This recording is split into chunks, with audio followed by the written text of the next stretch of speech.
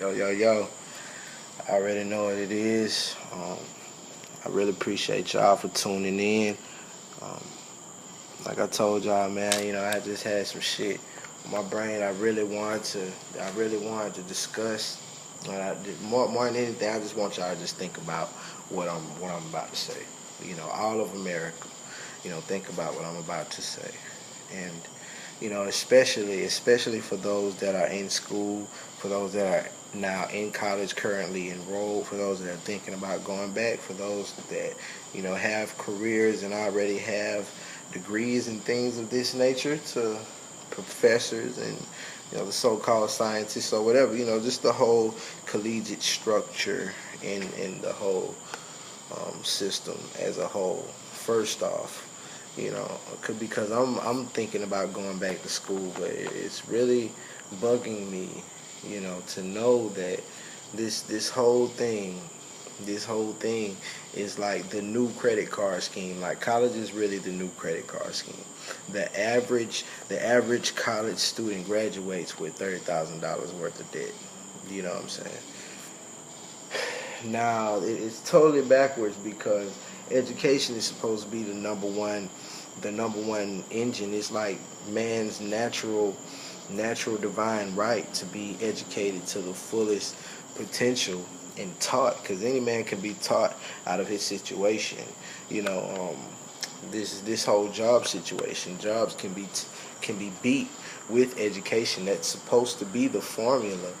You know, and because even people who are unemployed can be taught special skills and trades and things to make them self-sufficient. You know, and this is the total difference between education and school. School is the business. School is the business of education. Education to school is just like religion to spirituality. You know, religion is the business of spirituality. It's people making money off of spirituality, middlemaning between spirituality, and it's the same thing with school and education. School is the middleman of education. School is the exploitation program of education. And it's ultimately where the country is confining itself to ultimate slavery. You know, regardless of race. Because, like I said, man, most importantly, I really want those who are supposedly, those of us who are supposedly the most educated and have, the grandest careers and things like this, and those of us who call ourselves the leaders of this nation, let's be honest. Let's just be simple. Let's just take the word degree. Let's just take the word degree. Um, how many degrees are there in a circle? It's 360 degrees in a circle. And there's 360 degrees in a circle. Then why are they making, on average, they're making an average college student take, 4 years to get one degree, 3 to 4 years for one degree. When really they could really fit in the quality education and curriculum within those 3 or 4 years to give you 3 or 4 degrees, or possibly even more. You know what I'm saying? Because every man is, endowed to his natural right of his 360 degrees of knowledge. So they could really fit in the quality curriculum and education to give you 3 or 4 degrees within them 4 years, but nah, they're taking 4 years to give you one degree. So it's an exploitation program, and it's mostly it's insulting your intelligence, and it's insulting you're actually paying to get your intelligence insulted. Do you understand, America? Do you understand? You're actually paying to get your intelligence insulted, because they, like I say, they could fit in a quality curriculum within those 3 or 4 years to give you 3 or 4 degrees, or 3 or 4 trades to make you self-sufficient and make business for yourself. But instead they give you all of these bull jive, what they call them, electives, or I forgot what kind of what's the name for the classes that they have before your core classes, but they give you all of these meaningless bullshit boring classes that are totally not relevant to your degree and damn near not even relevant to any kind of application in society, you know. And it's so crazy because just like I say, they could fit in that quality education to give you things to make you self-sufficient within your first, your first term of school, which would be them 3 or 4 years, but actually having you pay to have your intelligence insulted.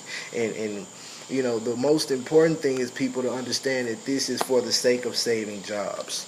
It's for the sake, they won't tell you anything because it's for the sake of saving jobs, but it's just that I said, that's the whole backwardness. Jobs can be beat with education, with true education and knowledge. And because if every man shared what he knew, we would be okay.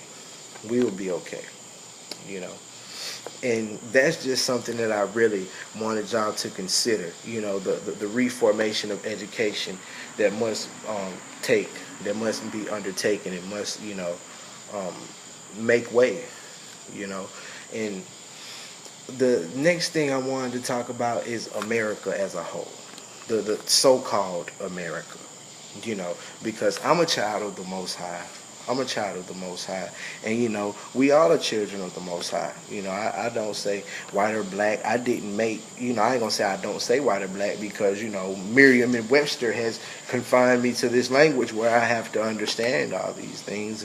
But ultimately, I didn't make the word white. I didn't make the word black. We didn't make the word racism, pale skin, dark skin, Africa, all of these things, So when I talk about America, you must understand that, especially for those mainly considering the Constitution, bro. Mainly considering the Constitution, and white folks need to understand that your slave master ancestors wrote the Constitution. So therefore, for you to uphold the Constitution and to love the Constitution makes you an automatic racist and slaveholder and slave master. You know what I'm saying? And just as the same is for a white man to uphold the Constitution to be a slave master, for a black man to respect the Constitution is to also be a slave. You know what I'm saying? Part and whole, however you want to put it. But you can't get away from it. Because slave masters wrote the Constitution. So America is inherently racist just based on that fact. You know what I'm saying? And mentally ill as well. Because, white folks always say, oh, I wasn't there, you wasn't there, I didn't do that, and we need to get over it and things like that. But yet you hold on to the Constitution, which slave masters and your slave master ancestors wrote. That's mentally ill. That's mentally ill. That's just like, it's just like Hitler. That's just like Hitler. And Hitler saying that he felt like the supreme race should be blonde hair and blue eyed, but he got millions and millions of soldiers and followers, and this dude has brown hair and brown eyes and brown mustache. That's the most mentally ill shit you've ever seen in your life. You know what I'm saying? Everything that white folks do, this shit is just mentally ill, man. You know what I'm saying? Like, okay, the most recent thing, this whole Obama shit is a total example of white mental illness. You know what I'm saying? And this is the mental illness they continue to impose on the world. You know what I'm saying? Now, when Obama first came out, black folks didn't know that this man mama was white. I didn't know his mama was white. You know what I'm saying? But this man mama is clearly white as a dry erase board. He doesn't know his father. You know what I'm saying? Like, it's really on some nigga shit. Like, he really doesn't know his father type. Well, he may know his father, but his father wasn't there in his life like that type shit. Like, he was raised by his European white side of the family. You know what I'm saying? And America has threw the whole reality of him having a white mother and his white side of the family out the window just to hate him for being a black man. That's some mentally ill shit, bro. You know what I'm saying? Dude, America has truly thrown out the whole fact and the whole reality that this man's mother is clearly white just to hate him for being a black man. That is deep, bro. That is beyond that is beyond comprehension, man. And it's mentally ill, and it's just completely mentally ill, bro. You know. And these are the things that, people really need to see and people really need to understand, man. You know what I'm saying? These are the main things that people need to see and understand, dog. And what I really want people to see is that, when you're not conscious of these things, America, when you're not conscious of, how you're giving up and you're sacrificing your right and your mental integrity and your whole, divine right of knowledge, the 360 degrees, of science and overstanding. When you sacrifice that, then you really become a zombie. To a great level, you become a zombie. And you become a clone, and you become a slave and a robot. To someone else's will and to someone else's manifestations. So it's really not complex, man. It's something that they keep our eyes off the ball because of, they got LeBron James and Kobe Bryant and sports, and they got all these distractions and Louis and Gucci and Mercedes and all this bullshit going on. But y'all don't understand how we have always been kept apart, with word games. With bullshit and word games, and the main thing is people need the religious insanity, the simple religious insanity.